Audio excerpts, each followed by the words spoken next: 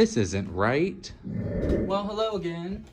It's Friday and the library is still closed to the public. If you need to put books on hold, you can do it online or call us and we will bring it out to you at the book drop for our curbside pickup. But we still want to keep Fridays with Friends going. We did it last week and it seemed to go well, so we're going to do it again. And this time we have stories about bears because it's springtime. So let's get started. Our first story is actually about a lemur, but his friend is a bear. It's called Otto Goes North.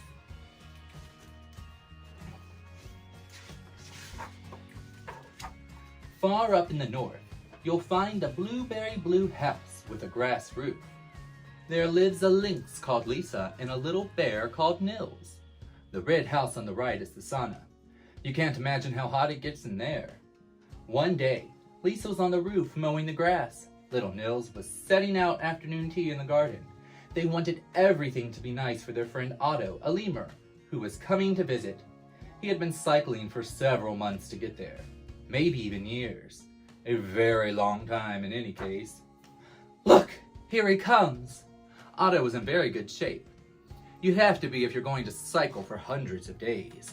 His bike was red with a shiny bell. Otto would ring it like mad. Enough to be annoying. He rang it as soon as he saw Lisa and Nils. Bling, bling, bling! Here I am, he called. The friends all hugged and said hello. It's been ages, said Otto.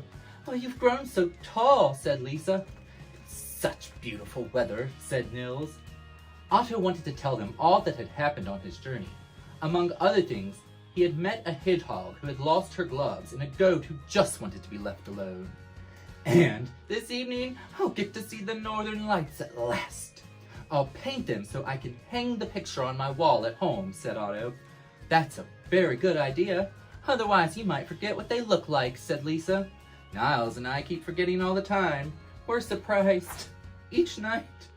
At sunset, Otto padded off to the nearest cliff with his paints and brushes. The air was so cold that his nose turned icy. Otto set up his easel and made the first brushstroke. But before long, he began to freeze. Really freeze. He shook so hard he couldn't hold the brush steady. Every stroke became a zigzag. Shivers, said Otto through shaking teeth. When Otto came back, his nose was red and runny. He held his painting up sadly to show Lisa and Nils. So cold. It got so shaky and ugly. But how come you're so cold when you have fur like us? Asked Nils. It's hot where I come from. My fur isn't like yours, said Otto.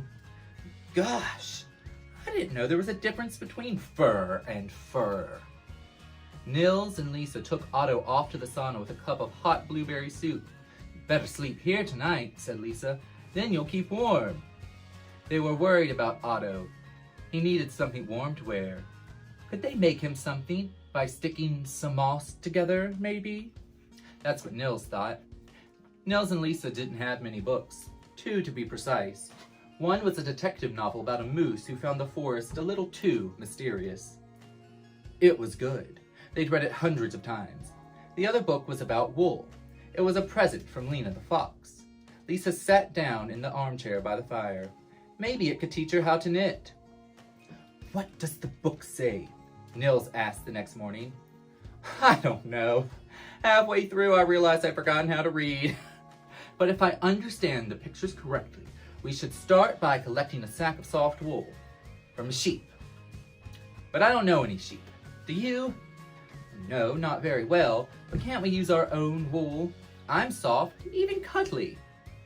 I'm soft too, probably much softer than a sheep, said Lisa. The friends began to comb their fur. It wasn't a competition, but you could say that Lisa won because she combed out such a lot. Nils was a little bit cross. Why do you have so much fur? Well, said Lisa, maybe you have less because you're smaller. Who are you calling small? Come on, don't be grumpy, Nils, said Lisa, as she collected all the tufts of fur into the sack. In the book about wool, there was a picture of the steering wheel thing they needed to turn the wool into yarn. Niels and Lisa didn't have one, but their friend Lena did, so they took the fur to her house, and she showed them how it worked. Niels wondered if Lena would spin the fur for them since she already knew how to do it. But she wouldn't. "It's fun learning new things, Niels, and it makes you smarter too," said Lena. So, Niels spun while Lisa carded the fur. They gave Lena a basket of cinnamon buns to say thank you. Then they rolled their ball of wool towards home. Niels was proud. "Just think. We did it all ourselves," he said. "I'm pretty clever." There was silence for a moment. Then Lisa practically shouted, "Well, I'm pretty clever too." "Stop yelling," said Niels. "It's not a competition." When they got home, they checked on Otto in the sauna. His nose was still red. "How are you, Otto?" asked Niels. "Not so good," Otto sniffed. "I think I'm sick. I think I'll stay in the sauna today. It's so nice and warm in here."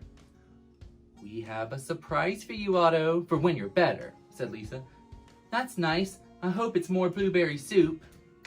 It was time to dye the wool. In the pantry, they found leftovers from dinner, some onions and red cabbage. They put some wool aside and divided the rest between the 3 pots of water. The red onion went in one, the yellow onion went in another, and the red cabbage in the third. What do you think happened? When the yarn was ready, they had new shades of red, yellow, and blue. Lisa hung it up to dry in the garden while Niels took a hot blueberry soup out to Otto. Once the wind had dried the yarn, Niels began to knit. Lisa's paws were too clumsy to hold the needles. "It's a bit annoying that I have to do all the knitting just because your paws are too thick," Niels complained. "This is taking ages." When they were almost finished, Otto began to feel well again. He left the sauna at last. Niels and Lisa gave him his surprise. Otto was very moved. He had never been given anything so fine before.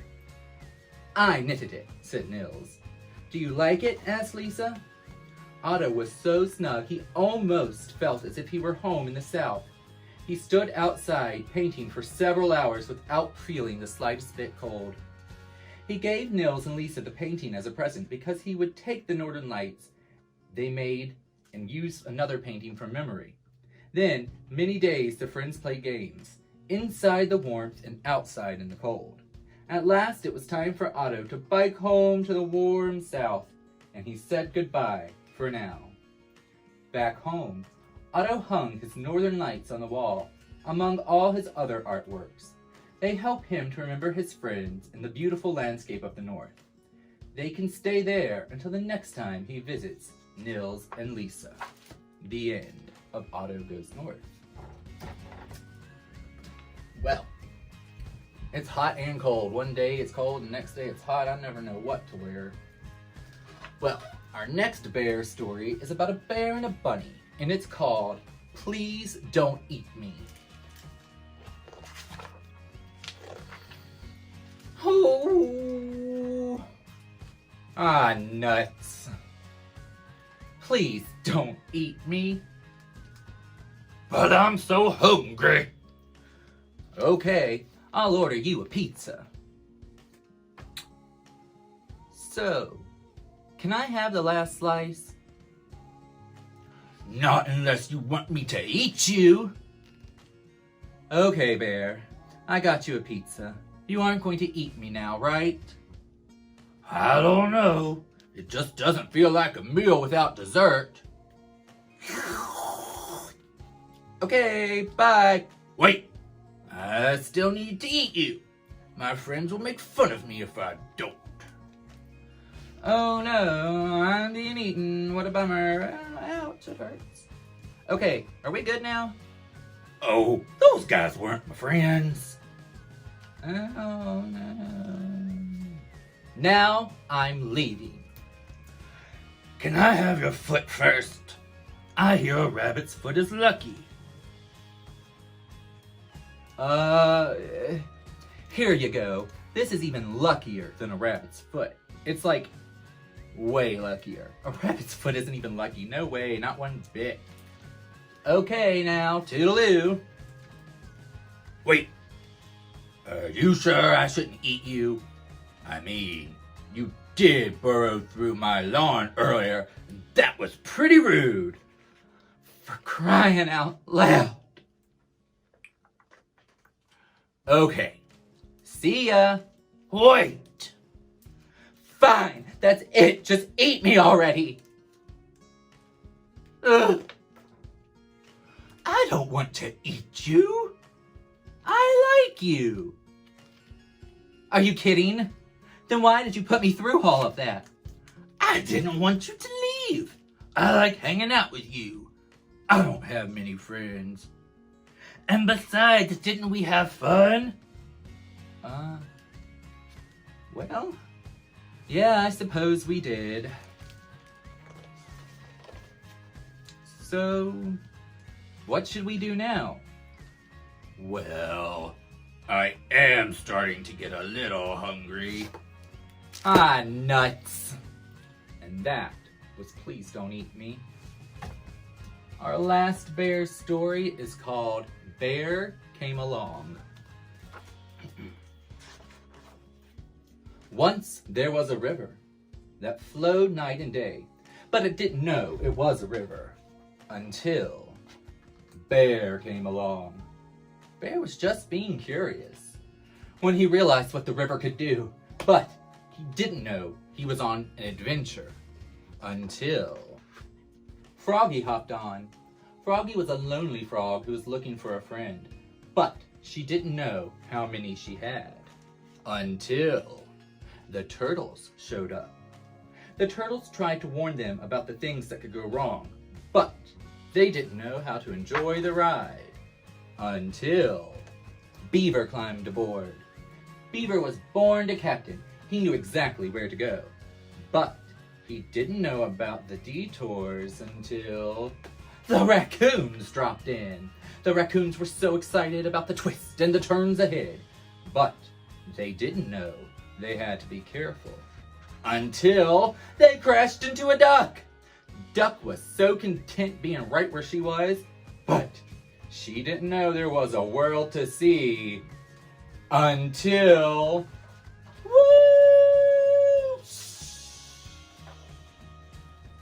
Bear held on to Froggy. Froggy held on to Turtles. Turtles held on to Beaver. Beavers held on to Raccoon. Raccoon held on to Duck. Oh, what a ride!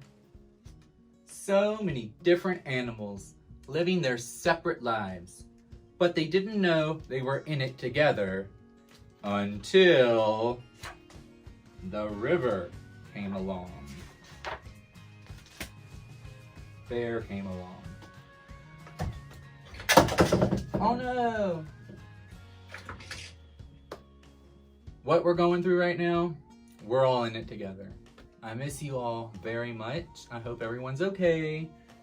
And we'll do a little craft. It's really easy. All you need is a balloon, some Play-Doh, some Model Magic, some slime if you have it laying around.